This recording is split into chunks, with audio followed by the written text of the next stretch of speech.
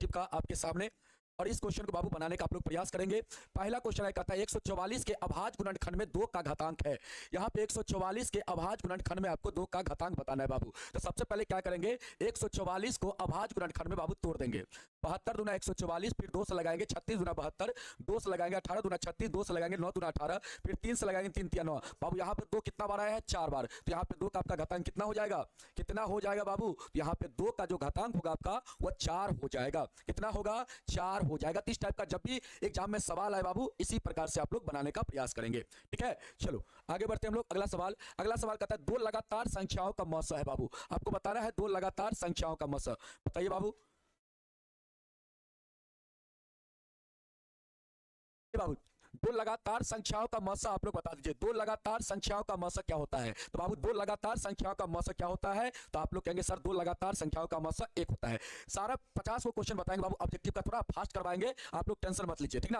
और याद रखेंगे बाबू 2 लगातार संख्याओं का मौसा 1 होता है, 2 लगातार सम संख्या का मौसा 2 होता है, 2 लगातार विषम संख्या का मौसा 1 होता है। इसको भी आप लोग याद रखेंगे। आगे देखिए बाबू, अगला सवाल है, कहता है किसी पूर्णांक p के लिए प्रत्येक सम पूर्णांक का रूप है बाबू। यहाँ पे आपको बताना है सम पूर्णांक का रूप बाबू। इस ऑप्शन को देखिए, ऑप्शन में कौन सा सम पूर्णांक का रूप है बाबू। यहाँ पे 2p जो आपका है, 2p क्या है बाबू, यहाँ पे आपका सम पूर्णांक का रूप है। या इसी के जगह बाबू आपका 4p दे देता, या 6p दे देता, या 8p दे देता, तो ये सब क्या हो जाता बाबू, सम पूर्णांक का रूप हो जाता। यहाँ पे देखिए ये 2 से कट रहा है, ये भी आपका 2 से कट रहा है, ये भी आपका 2 से कट रहा है, मतलब p के गुना में बाबू सम संख्या अगर रहेगा तो वो आपका क्या हो जाएगा, यहाँ पे कोई भी अल्फाबेट होगा अगर उसके गुना में सम अगर है तो बाबू वो क्या हो जाएगा, आपका सम पूर्णांक का रूप हो जाएगा। या इसके प्लस में बाबू या माइनस में अगर सम संख्या जुड़ा हुआ है तो ये भी आपका क्या हो जाएगा, सम पूर्णांक का रूप हो जाएगा। इसको भी आप लोग याद रखेंगे, ठीक ना।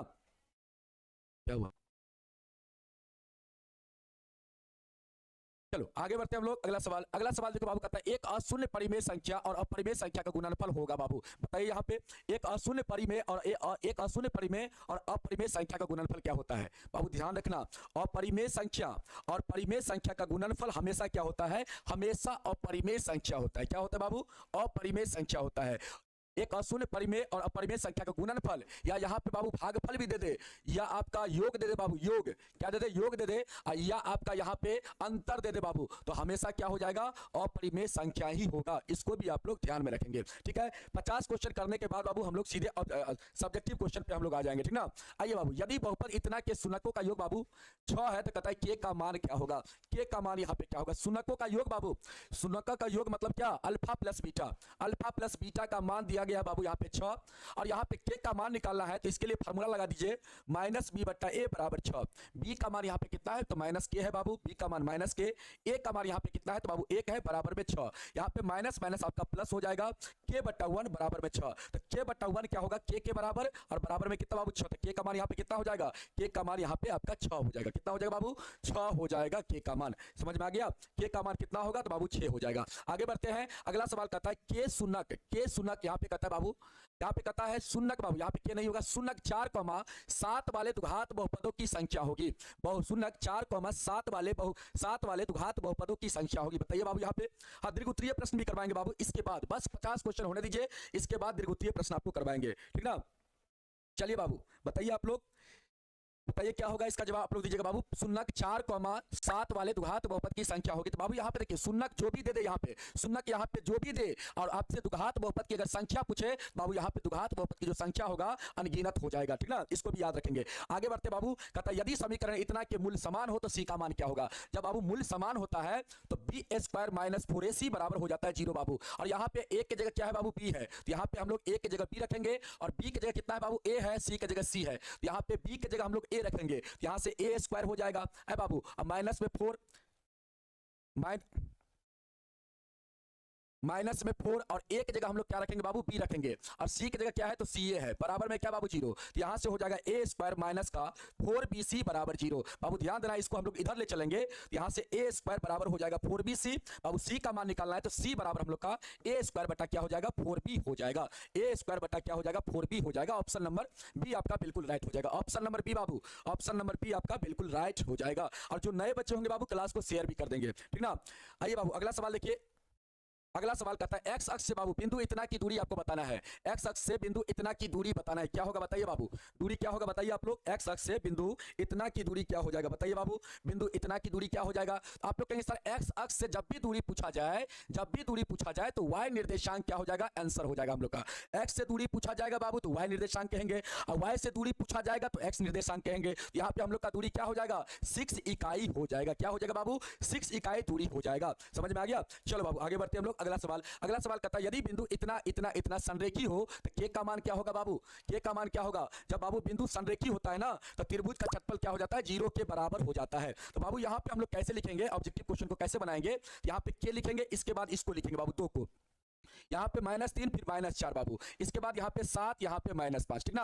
और लास्ट में क्या करेंगे बाबू, इसको लिखते हैं हम लोग, लास्ट में क्या करते हैं इसको लिखते हैं, और ऊपर से नीचे की तरफ हम लोग गुना करेंगे, ऊपर से नीचे की तरफ गुना करेंगे, फिर नीचे से बाबू क्या करेंगे हम लोग ऊपर की तरफ गुना करेंगे। यहाँ पे देखिए इसका गुना करेंगे आप लोग तो माइनस का 4k हो जाएगा बाबू, ध्यान दीजिएगा, यहाँ से ऊपर से नीचे गुना करेंगे हम लोग तो माइनस का 4k, इसके बाद प्लस के साथ लिखिएगा बाबू, फिर यहाँ से गुना करेंगे तो आपका -3 गुना -5 तो 15 हो जाएगा बाबू, यहाँ पे प्लस का 15, इसके बाद देखिए बाबू इसका गुना करेंगे तो प्लस का 14, इसके बाद माइनस में लिखिएगा 3 दूना का 6, माइनस में बाबू 6 तो यहाँ पे आपका माइनस माइनस प्लस हो जाएगा तो यहाँ पे 6 हो जाएगा। इसके बाद इसका गुना करेंगे तो माइनस में 28, यहाँ पे माइनस होगा बाबू, यहाँ पे आपका प्लस क्या हो जाएगा, यहाँ पे 28 हो जाएगा। इसके बाद देखिए यहाँ से गुना करेंगे तो माइनस का 5k और यहाँ पे माइनस लिखेंगे बाबू तो हम लोग का माइनस माइनस यहाँ पे क्या हो जाएगा प्लस 5k हो जाएगा। और बट्टा में क्या बाबू, बट्टा में 2 और बराबर में क्या हो जाएगा 0 हो जाएगा, क्योंकि यहाँ पे बिंदु क्या है संरेखी है बाबू, इसीलिए क्षेत्रफल क्या हो जाएगा 0।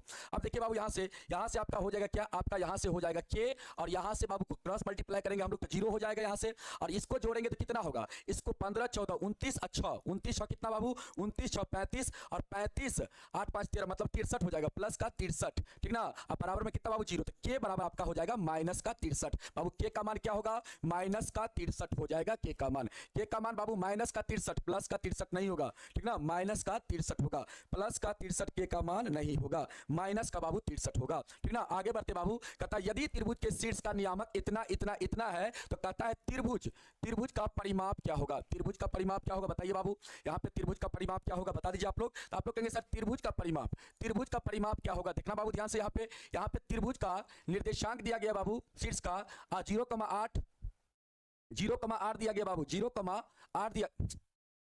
0,8 दिया गया है, इसका 0,0 है और इसका क्या है बाबू 6,0 है बाबू। यहाँ पे हम लोग डिस्टेंस फार्मूला लगाएंगे, दूरी सूत्र निकाल करके, दूरी सूत्र लगा करके हम लोग यहाँ पे क्या करेंगे बाबू त्रिभुज का भुजा निकालेंगे, क्योंकि त्रिभुज का परिमाप जो होता है वह होता क्या है बाबू तीनों भुजा का योग, क्या होता है तीनों भुजाओं का योग होता है, योग बाबू होता है, ठीक ना। और यहाँ पे बाबू दूरी सूत्र हम लोग लगाएंगे तो इसमें से इसको घटा के लिखेंगे यहाँ पे रूट अंडर, इसमें से इसको घटाएंगे बाबू तो 0 का स्क्वायर करेंगे यहाँ पे 0 हो जाएगा, और इसमें से इसको घटाएंगे तो माइनस का 8 होगा और -8 का स्क्वायर करेंगे बाबू तो यहाँ पे आपका 64 हो जाएगा, और 0 में 64 को जोड़ेंगे बाबू 64 और 64 का वर्गमूल क्या हो जाएगा 8 यहाँ पे हो जाएगा बाबू। उसी प्रकार हम लोग यहाँ से कर लेंगे बाबू, 6 में से 0 को घटाएंगे तो 6 में से 0 को घटाएंगे बाबू 6 और 6 का स्क्वायर कितना 36, इसके बाद प्लस और 0 में से 0 को घटाएंगे बाबू तो 0 ये होगा और 0 का स्क्वायर करेंगे हम लोग 0 हो जाएगा, तो यहाँ से हो जाएगा आपका रूट अंडर 36 और इसका वर्गमूल कितना हो जाएगा 6 हो जाएगा। उसी प्रकार यहाँ से हम लोग निकालेंगे, यहाँ से 6 में से 0 को घटाएंगे बाबू तो 6 का स्क्वायर 36, इसके बाद प्लस और 0 में से 8 को घटाएंगे तो माइनस का 8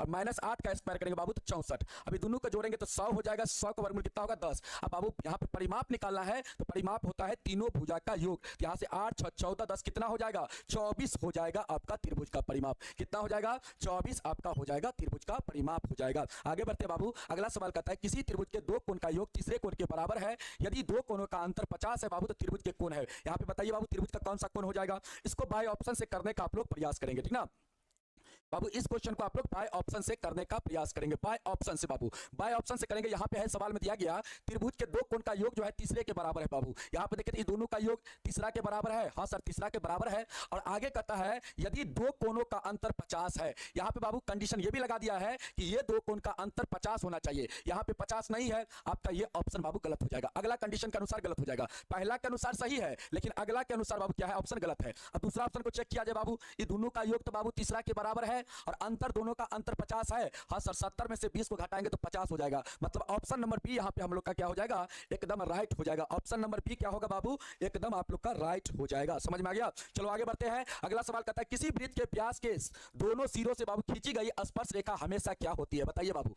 किसी वृत्त, यहाँ पे वृत्त है बाबू, आप वृत्त के व्यास से बाबू, वृत्त के व्यास के दोनों सिरों पर बाबू खींची गई स्पर्श रेखा हमेशा क्या होती है? बताइए बाबू क्या होती है? तो याद रखिएगा बाबू, वृत्त के दोनों सिरों पर बाबू खींची गई स्पर्श रेखा जो होती है हमेशा क्या होती है बाबू, समांतर होती है। क्या होती है? समांतर होती है। ऑप्शन नंबर एक आपका बिल्कुल राइट हो जाएगा, ठीक ना। आगे बढ़ते बाबू, अगला सवाल है कहता है 6 सेंटीमीटर त्रिज्या वाले वृत्त के केंद्र से 10 सेंटीमीटर दूर स्थित एक बिंदु से वृत्त पर खींची गई स्पर्श रेखा की लंबाई क्या होगा? देखिए बाबू यहाँ पे ये आपका वृत्त हो गया, ठीक ना, और केंद्र बिंदु से 10 सेंटीमीटर की दूरी पर बाबू, 10 सेंटीमीटर की दूरी से स्पर्श रेखा खींचा गया बाबू वृत्त पर, और इस स्पर्श रेखा की आपको लंबाई निकालना है बाबू, ठीक ना।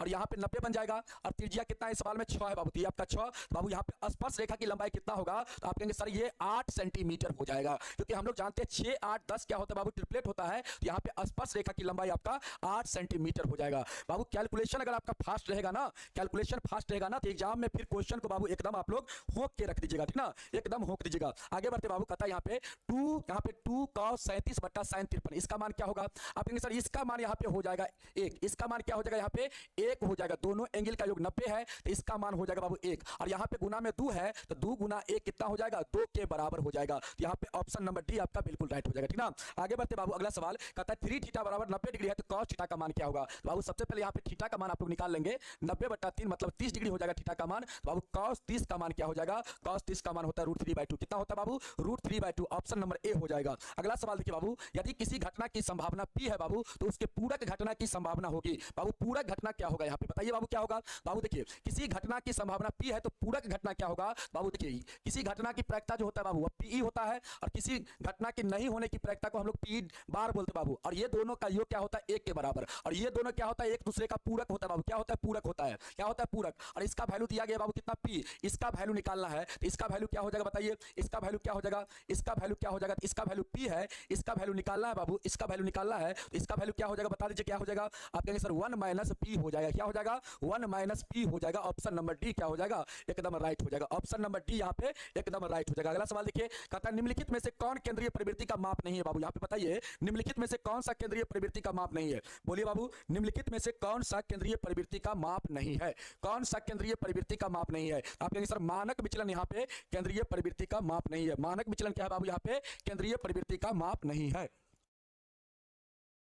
आगे बढ़ते बाबू, अगला सवाल यहाँ पे 0 बाबू 7 पे क्या है? बार है, इसका वैल्यू क्या होगा बाबू? देखिए यहाँ पे इसका वैल्यू हो जाएगा 7 बटा कितना? 7/9 हो जाएगा। आप देखिएगा जैसे इस प्रकार बार रहेगा बाबू, 2 7 पे बार रहेगा, इसका वैल्यू हो जाएगा 27 बटा, और 2 अंक पर रेकरिंग है बाबू, तो डबल 9 यहाँ पे ले लेंगे, और इसके बाद काट के यहाँ पे लिखेंगे 9 तिया का 27 और 11 9 99, यहाँ से आपका 3 बटा क्या हो जाएगा? 11 हो जाएगा, ठीक ना। इस प्रकार का सवाल देगा तो ऐसे ही आप लोग करिएगा बाबू, ठीक ना। आगे बढ़ते हैं, कहता है π/3, कहता है π/3 है यहाँ पे कौन सा संख्या होगा बाबू? π/3 कौन सा संख्या? तो ये बाबू अपरिमेय संख्या है, और ये आपका परिमेय। अपरिमेय और परिमेय का भागफल जो होता है बाबू हमेशा क्या होता है? अपरिमेय संख्या होता है। यहाँ पे π/3 आपका क्या हो जाएगा? लॉन्ग क्वेश्चन भी बाबू करवाएंगे, आप लोग चिंता मत कीजिए, लॉन्ग क्वेश्चन इसके बाद होगा। 50 क्वेश्चन कर लीजिए रिवीजन बाबू। इसके बाद देखिए यहाँ पे कहता है यदि समांतर श्रेणी का एनमा पद बाबू, यहाँ पे एनमा पद इतना है, तो यहाँ पे A7 का मान क्या होगा बाबू? एनमा पर इतना दिया गया, A7 का मान पूछ रहा है, मतलब 7वां पद पूछ रहा है बाबू। यहाँ पे पुट करेंगे हम लोग वैल्यू कितना? 7, एन के जगह हम लोग रखेंगे बाबू 7 यहाँ पे, तो 9 माइनस हो जाएगा 35, यहाँ पे आपका आंसर हो जाएगा -26। ऑप्शन नंबर बी आपका बिल्कुल राइट हो जाएगा, ठीक ना। अगला सवाल देखिए, कहता है त्रिभुज ABC में बिंदु D और E क्रमशः भुजा AB और AC पर बाबू इस प्रकार है कि D समांतर BC है। देखिए बाबू यहाँ पे एकदम ध्यान से देखिए, ये आपका ABC त्रिभुज हो गया, और यहाँ पे DE समांतर क्या है बाबू? DE समांतर आपका BC है बाबू। यहाँ पे हम लोग फेल्स पर में लगाएंगे, यहाँ पे देखिए बाबू AD का मान कितना है? अनुपात में 1 है, DB का मान अनुपात में 2 है बाबू, और AC का मान रियल रूप से 27 दिया गया है, और EC का मान आपको निकालना है। देखिए बाबू यहाँ पे AC का मान मतलब AC को लेना है यहाँ पे आपको, और क्या निकालना है? EC। क्या निकालना है बाबू? EC। तो EC आपका यहाँ पर है, क्या बाबू? यहाँ पे EC आपका है। इसके बाद देखिए यहाँ से यहाँ लिए, तो यहाँ से आप यहाँ लीजिए, ठीक ना, और यहाँ से यहाँ लिए हैं, तो यहाँ से आप यहाँ लीजिए, ठीक ना। अब देखिए इस प्रकार आप रेशियो बनाइए, AC बट्टा, या आप ऐसे पहले लिख लीजिए, इसको पहले लिख लीजिए AB बट्टा क्या लिखेंगे बाबू? तो DB लिखेंगे। क्या लिखेंगे? DB। और इसके बाद बराबर में लिखेंगे AC बट्टा क्या लिखेंगे आप? EC लिखेंगे, ठीक ना। और ए बी का मान बाबू यहां से ले लीजिए, कितना है 1 + 2 3 हो जाएगा यहां से, और डी बी का मान कितना है तो 2 है, यहां पर 2 है। अब बराबर में बाबू ए सी का मान सवाल में दिया गया बाबू कितना 27, और इसी का मान निकालना है बाबू, तो इसको x मान लीजिए। अब यहां से काटिए 3 9 27, तो बाबू 9 दूना 18, तो यहां पे आपका इसी का मान कितना हो जाएगा 18 सेंटीमीटर हो जाएगा। मतलब ऑप्शन नंबर बी आपका क्या हो जाएगा बाबू। हाँ बाबू लॉन्ग क्वेश्चन करवाएंगे, आप लोग चिंता मत करिए, ठीक ना। आगे बढ़िए बाबू, आगे कहता है दो खंभे 13 सेंटीमीटर 7 सेंटीमीटर ऊंचे है, और कहता है समतल जमीन पर बाबू, समतल जमीन पर ऊर्ध्वाधर कहता है खड़े हैं, तो कहता है यदि उनके पादों के बीच का दूरी 8 मीटर है बाबू, तो उनके सिरों के बीच का दूरी कितना होगा। देखिए बाबू यहाँ पे दो खंभा है, एगो ये खंभा हो गया और एगो ये खंभा हो गया, ठीक ना। और देखिए यहाँ पे एगो ये खंभा की लंबाई 13 मीटर है, और इसका लंबाई सवाल में दिया गया बाबू 7 मीटर, छोटका का 7 मीटर, और दोनों के पाद के बीच का दूरी दिया गया सवाल में कितना तो बाबू 8 मीटर। अब देखिए बाबू इसको यहां से मिला दीजिए, इसको यहां से मिला दीजिए, इसी का दूरी आपको निकालना है बाबू, इसी का दूरी आपको निकालना है, ठीक ना। यहां से यहां तक का दूरी निकालना है बाबू। सबसे पहले आप इसको मिला देंगे, तो ये 8 है आपका, तो ये भी 8 हो जाएगा, और ये पूरा 7 है, तो यहां से यहां तक की लंबाई आपका 7 हो जाएगा बाबू। कितना हो जाएगा 7, तो इतना लंबाई कितना होगा आप कहेंगे सर पूरा लंबाई 13 है, इतना 7 हो गया, तो 13 में से 7 को घटा लेंगे तो ये आपका 6 हो जाएगा बाबू। 8 6 और ये कितना हो जाएगा 10 हो जाएगा, क्योंकि 6 8 10 क्या होता है ट्रिपलेट होता है, तो यहां से यहां तक का दूरी कितना हो जाएगा आपका 10 मीटर बाबू हो जाएगा। कितना हो जाएगा 10 मीटर दूरी हो जाएगा, समझ में आ गया। चलो आगे बढ़ते हम लोग। कहता है प्रथम 5 प्राकृत संख्या का बाबू माद है, बताइए। तो यहाँ पे 5 प्राकृत संख्या का माद क्या होगा, 5 प्राकृत संख्या का माद क्या होगा बताइए बाबू, 5 प्राकृत संख्या का माद क्या होगा बताइए बाबू, 5 प्राकृत संख्या का माद क्या होगा। आप लोग कहेंगे सर 5 प्राकृत यहाँ पे संख्या है, तो माद का फार्मूला लगा देंगे, क्या माद का फार्मूला लगाएंगे n + 1/2, n + 1/2 बाबू माद होता है, ठीक ना। माद क्या होता है यहाँ पे n + 1/2 होता है बाबू प्राकृत संख्या के लिए। प्राकृत संख्या के लिए, पूर्ण संख्या के लिए क्या होता है प्रथम से, पूर्ण के लिए क्या होता है प्रथम से बाबू, याद रखेंगे आप लोग n - 1/2, और सम के लिए क्या होता है बाबू प्रथम से, सम संख्या के लिए क्या होता है सम के लिए, तो सम के लिए फार्मूला होता है बाबू माद का n + 1 होता है, और विषम के लिए बाबू माद का क्या होता है फार्मूला n होता है। प्रथम से जब भी दे बाबू तो पूर्ण संख्या के लिए माद का फार्मूला n - 1/2 हो जाता है, सम के लिए माद का फार्मूला n + 1 हो जाता है, और विषम के लिए माद का फार्मूला n हो जाता है बाबू। यहाँ पे n का मान 5 है, तो 5 + 1/2, यहाँ से 6/2 काट के हो जाएगा क्या 3 हो जाएगा, तो आपका यहाँ पे आंसर क्या हो जाएगा 3 आपका आंसर हो जाएगा। समझ में आ गया। अगला सवाल देखो, कहता है ए भुजा वाली समबाहु त्रिभुज का क्षेत्रफल है, बताइए बाबू। यहाँ पे ए भुजा वाली समबाहु त्रिभुज का क्षेत्रफल कितना होगा, तो आप लोग कहेंगे सर √3/4 गुने भुजा स्क्वायर होता है समबाहु त्रिभुज का क्षेत्रफल। बाबू यहाँ पे भुजा दिया गया ए, यहाँ पे आप ए स्क्वायर कर दीजिए, यही आपका हो जाएगा आंसर। देखिए किस ऑप्शन में है, ऑप्शन नंबर बाबू सी में है, तो सी आपका क्या हो जाएगा यहाँ पे बिल्कुल राइट हो जाएगा। आगे बढ़ते बाबू, अगला सवाल है क्या कहता है sin 30 बटा में cos 30 गुना में क्या है बाबू cot 30, इसका मान क्या होगा बताइए बाबू, इसका मान क्या होगा आप लोग बताइए, इसका मान क्या होगा। तो आप लोग कहेंगे सर यहाँ पे sin 30 है, और sin 30 का मान होता है क्या 1/2 होता है, और cos 30 का मान होता है √3/2, गुना में बाबू cot क्या है 30 है, तो इसका मान कितना होता है, इसका मान आपका होता है √3, कितना होता है बाबू √3, 2 से 2 आपका कटेगा बाबू, √3 से √3 कट जाएगा, तो यहाँ पे आपका आंसर क्या हो जाएगा 1 हो जाएगा। आंसर क्या हो जाएगा यहाँ पे आपका आंसर यहाँ पे 1 हो जाएगा। क्लियर है बाबू। हाँ सारा